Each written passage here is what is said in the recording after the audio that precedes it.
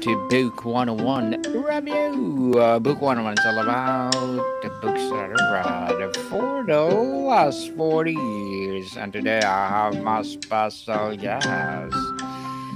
He is my co host on Abstract Essay.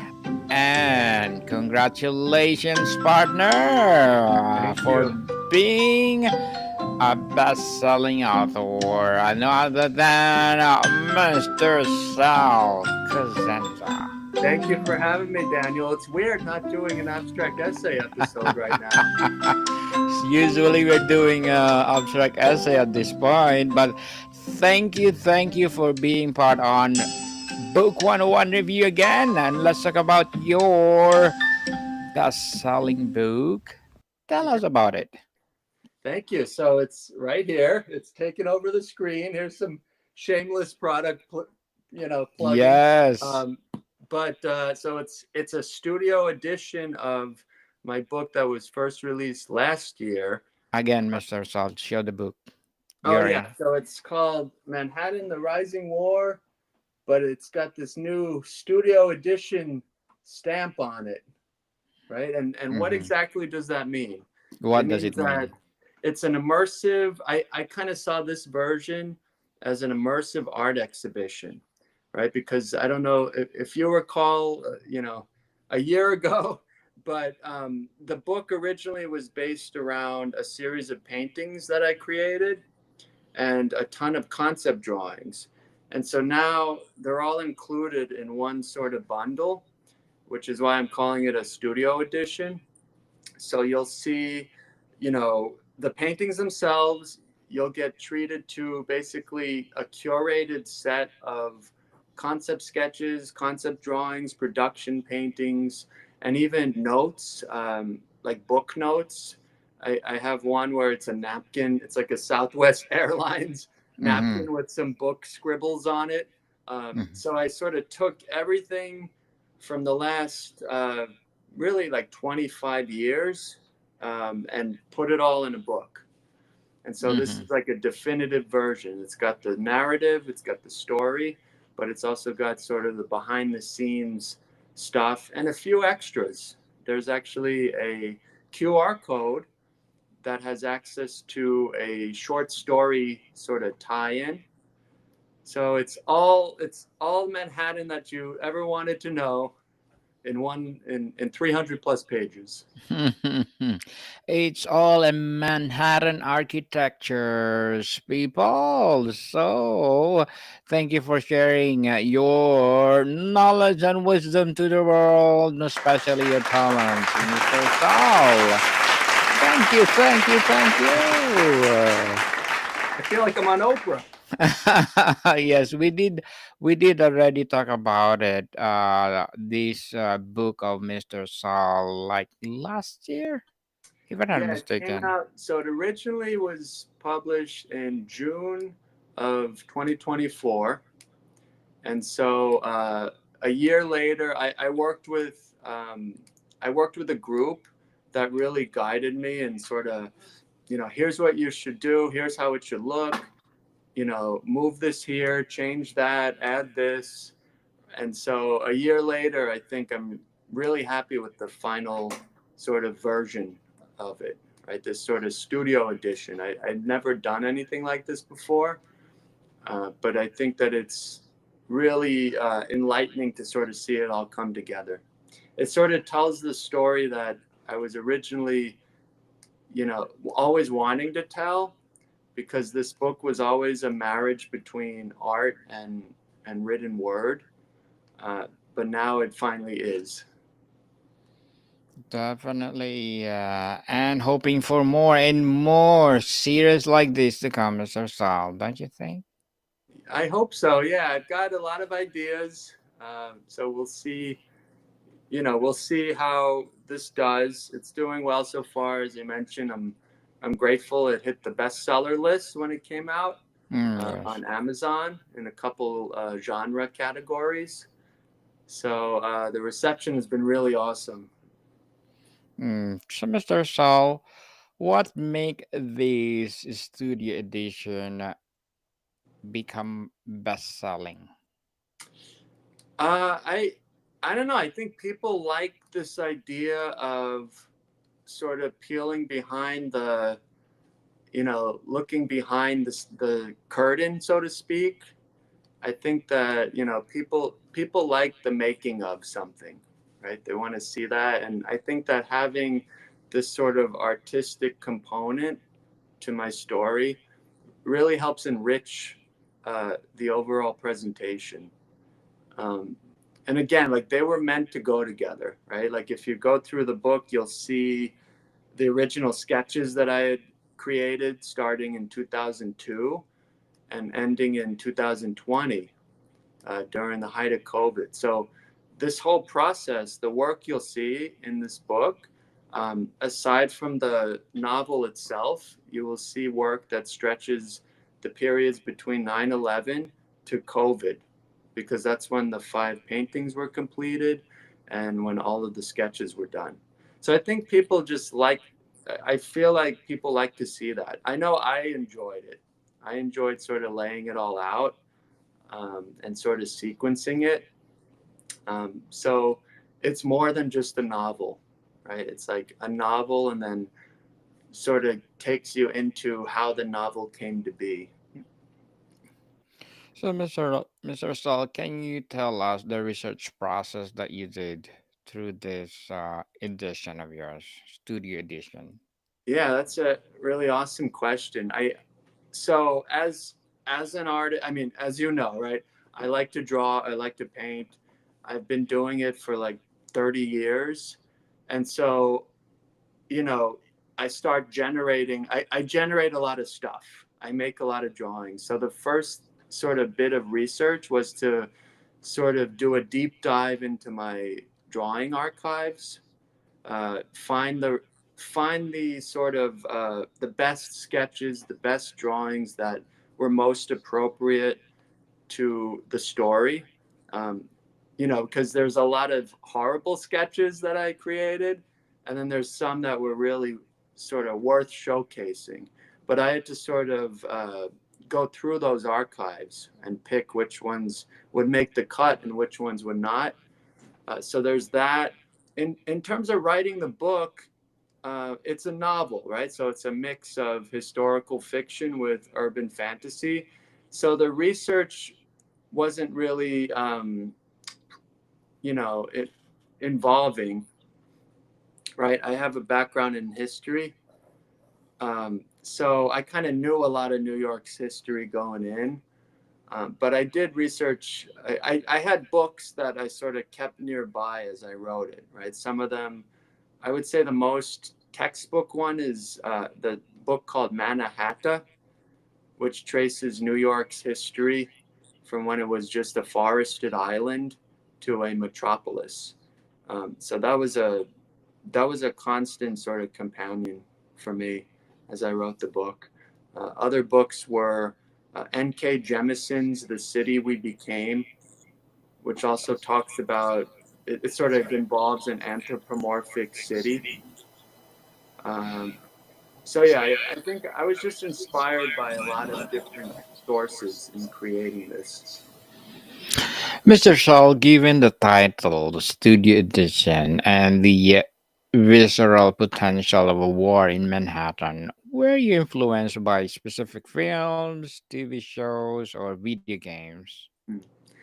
Well, yeah, I was influenced by the newsreels, right? So you and I think, are old enough to remember 9/11 when it first happened, right? And Mm-hmm. and the sort of constant coverage, right? That was really somewhere near the start of the sort of 24-hour news cycle that we're still part of, and it's even worse now, right? Because we all have social media, so we're constantly fed news and right footage, and so that stuck with me. That was the horror that was 9/11 was what sort of generated this story, right? And so I don't want to say I was inspired by 9/11, but I want to say that the tragedy sort of caused me to create this story, if that makes sense, because it Makes deals with, sense. New York losing two of its own buildings. I remember there was a helicopter. Uh, when the Twin Towers were on fire, right? Like right after they got hit by the planes, there were helicopters sort of circling around the two towers. And I remember one specific sort of newsreel or whatever, right? News footage where the Twin Tower, one of the towers is starting to collapse, and as the plume of smoke is erupting, right behind it, I guess because of the lens of the camera, it was able to sort of take Midtown Manhattan's skyscrapers like Chrysler Building, Empire State, all of those, and really make it look like they were right next to the Twin Towers, right? And so that shot always stuck with me, because I interpreted it as the Chrysler Building and the other buildings watching the Twin Towers sort of die, right? Like they're watching them collapse. And that was the sort of generative seed behind this entire series, right? So the first painting in this series deals with the buildings sort of witnessing the Twin Towers ascend off into the heavens, having just been killed. Mr. Saul, if this studio edition had a soundtrack, what would it be sound like? Is it relentless tension of a tickling clock, or dissonant of a chords of a chaos, or moment of haunting silence? Yeah, it's funny you asked that because as I wrote the book, I was constantly listening to music. A lot of, I would say, as you're reading it, I would say on the background you should have anything by Tchaikovsky, anything by Gershwin.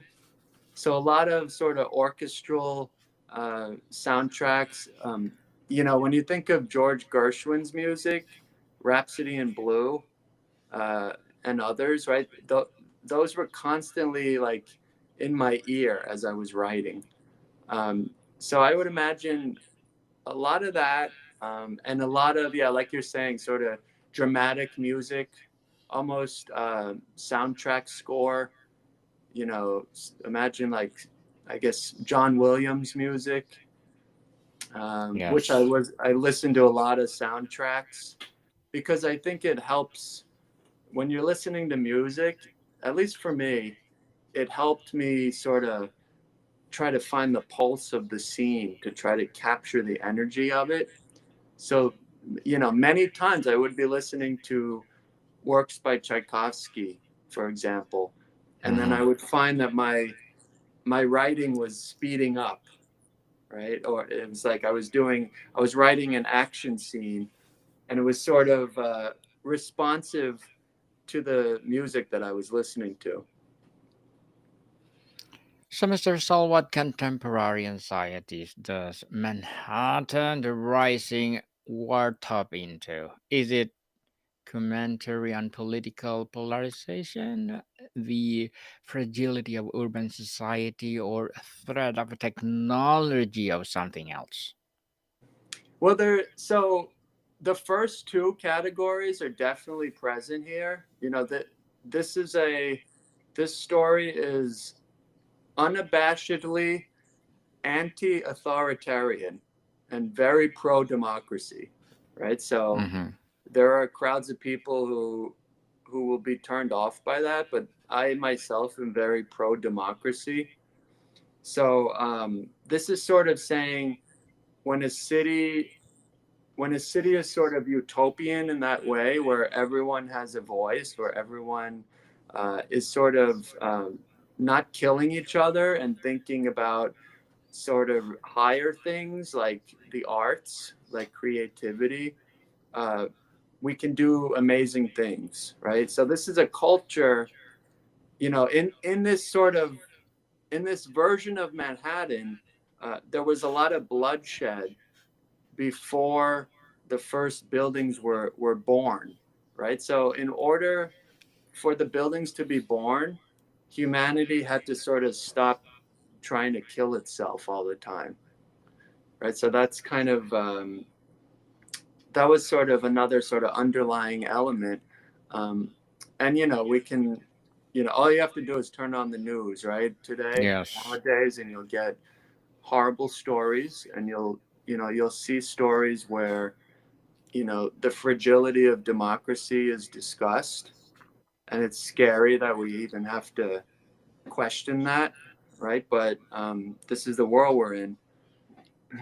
But I think the last part of your question was talking about technology and the fear of it, but this is actually an embrace of technology, Mm-hmm. because these buildings, they're supernaturally created, but it's also a mix between sort of science and magic, right? So it's very pro technology, right? Mm.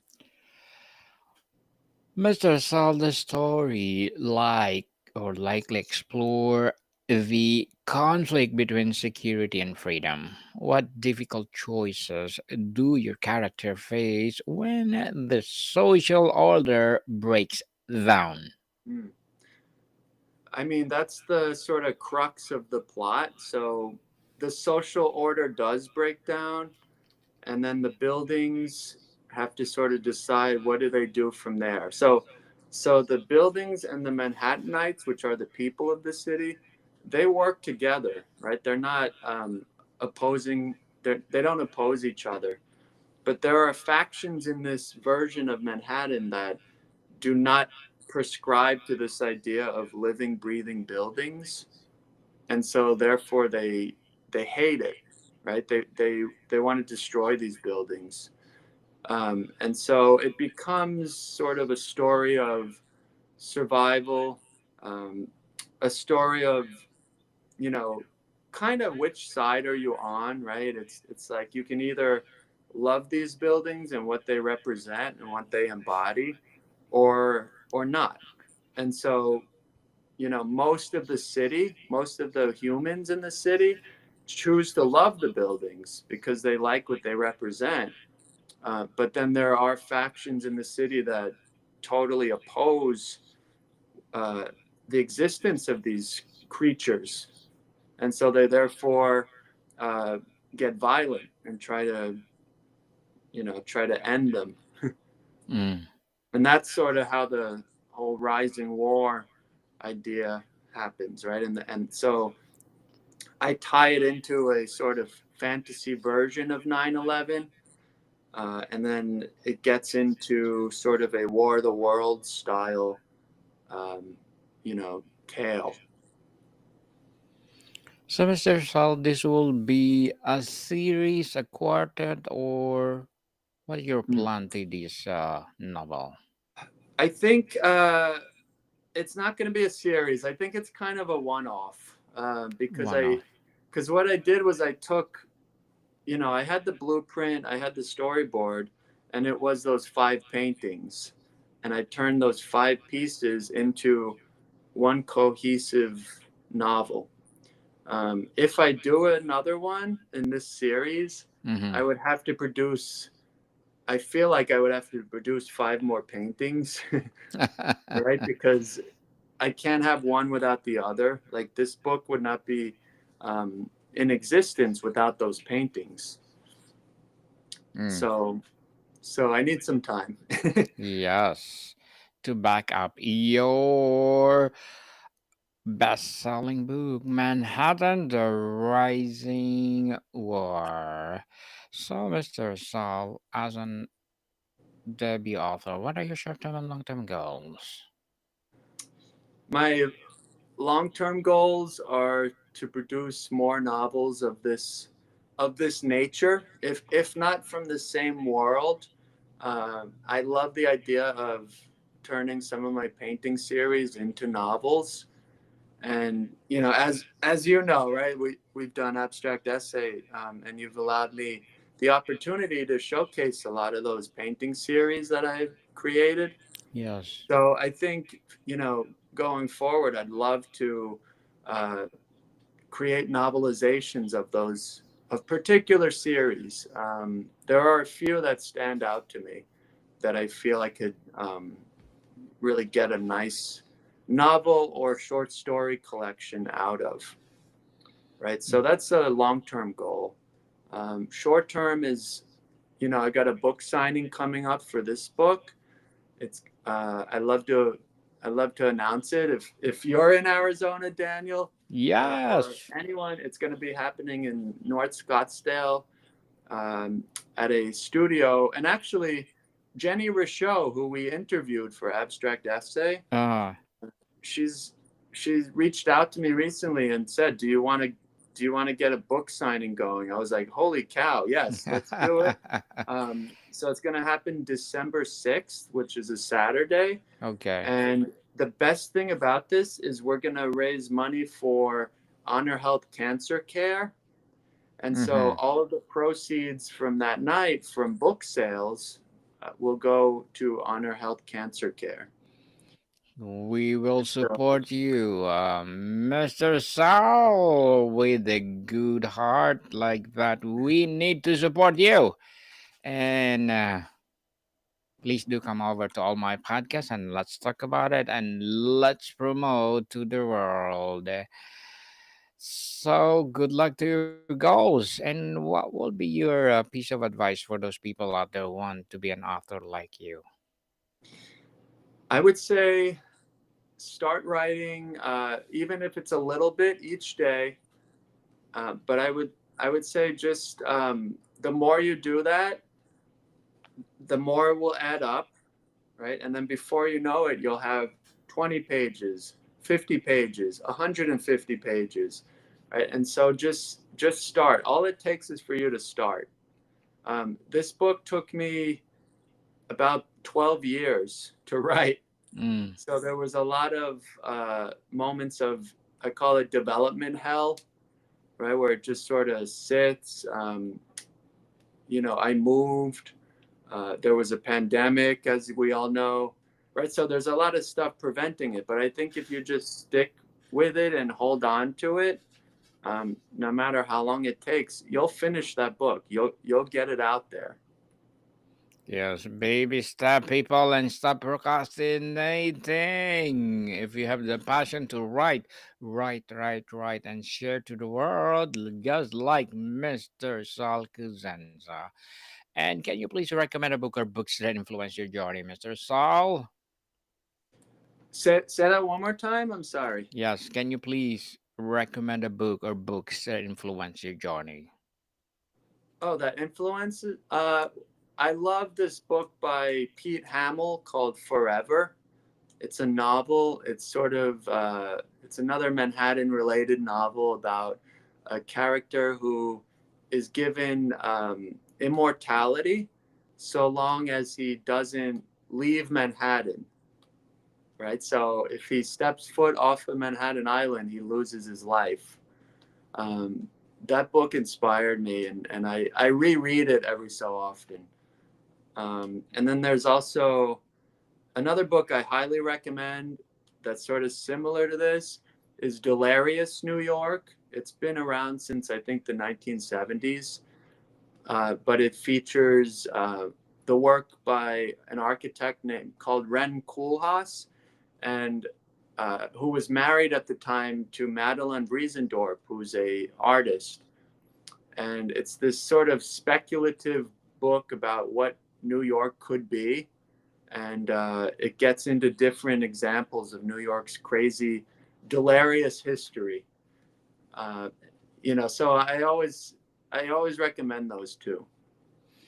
Thank you for that recommended books, Mr. Sal. And before we wrap up our discussion for today, I'm inviting you to please do listen to my other podcast, people, my other podcast, because our abstract essay with Mr. Sal is already in fifth season, abstract poetry in second season, and my Bible verses 101 in its first season, my book 101 review in fifth season as well, and comedy 101 in second season, and my food 101 in fifth season as well, geography 101 in its fourth season, and my baby podcast Law 101 and Mental Health 101, Love Letters in fourth season, as well as Movie 101 Review and Music 101, and Science 101 and Sex 101 in its second season. Please listen to them wherever you listen your podcast. So, Mr. Saul, tell us, what do you hope is the lasting conversation readers have ever or after experiencing Manhattan the Rising War Studio Edition? Hmm. I would love them to take away from this a sense of, if they have work that they want to showcase, that you could combine it, right? If you want to work on a book and show your behind the scenes process stuff, you can. I think we're in an age now where sort of all the old rules are gone, right? Like what a novel should be.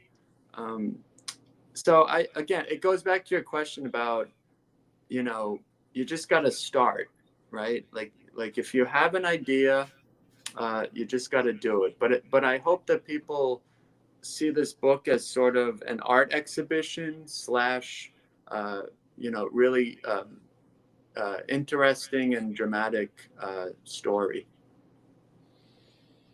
Indeed. And thank you so much for sharing your knowledge and wisdom to the world, Mr. Saul. Thank Thank you. you, thank you, thank you. And hoping for more and more empowering books like this to come. So, can you please invite our listeners to support your best selling book? Thanks. Yeah, it's available on Amazon. You could find it on BarnesandNoble.com. Um, I ask that if you get it on Amazon, leave a review because that always helps. That gives this book sort of sea legs, right? Yes. Um, and reach out at salcosenza.com anytime. As Daniel knows, right? We love to hear from you. We want to hear what you have to say as fellow Yes. creatives. Yes, people, let's support Mr. Sal Cosenza because if you support him for sure, more and more Manhattan, the rising wall or rising war will rise. So, Mr. Saul, thank you so much for your time. Thank you, Daniel. See you soon on Abstract Essay. Yes, more to come, people. See you soon.